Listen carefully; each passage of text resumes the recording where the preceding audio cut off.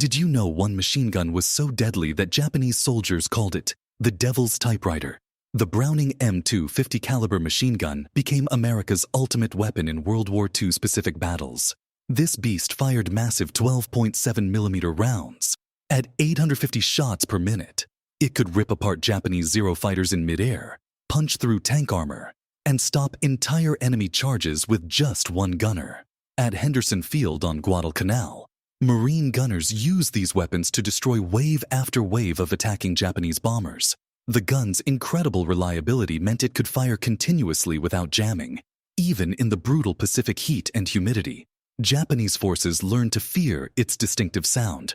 A single M2 could disable landing craft, tear through bunkers, and stop banzai charges dead in their tracks. Some gunners became legends, holding off hundreds of enemy soldiers alone.